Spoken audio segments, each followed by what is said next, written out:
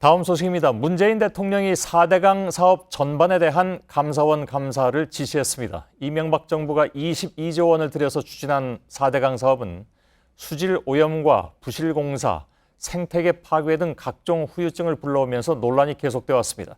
이미 4대강 사업의 문제점은 지난 박근혜 정부의 감사에서도 드러난 바가 있습니다. 정확하게는 박근혜 정부의 인수위 시절이었던 2013년 1월과 정부 출범 후인 2013년 7월 두 번 감사가 이루어졌습니다. 그러나 이로 인한 후속 조치가 제대로 이루어지진 않았습니다. 저희 JTBC 뉴스룸은 그 다음 해인 2014년 하반기에 6개월 가까이 4대강의 문제점을 집중적으로 지적했지만 정부는 움직이지 않았습니다.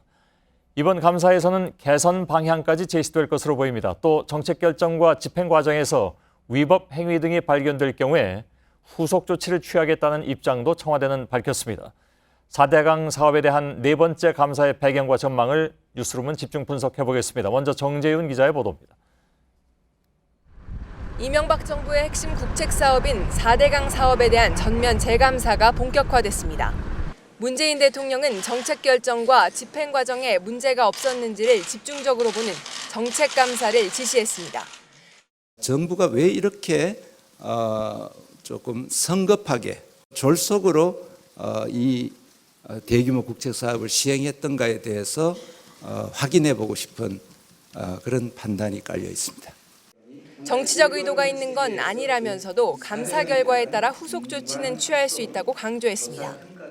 전 정부와의 그런 색깔 지우기라든가 그런 생각은 전혀 반영되어 있지 않습니다. 명백한 위법 또는 불법 행위가 발견될 경우 그에 상응하는 후속 조치는 4대강에 대한 감사는 앞서 세 차례가 있었습니다.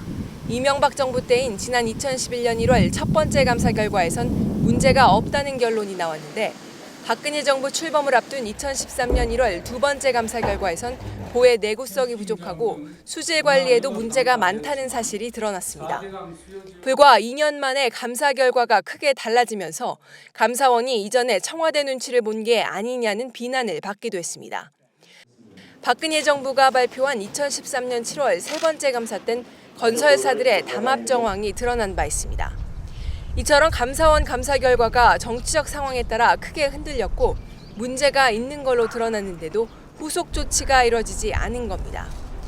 때문에 이번 감사에서는 문제점에 대한 개선 방향과 위법성 여부를 집중적으로 따질 것으로 보입니다. JTBC 정재윤입니다.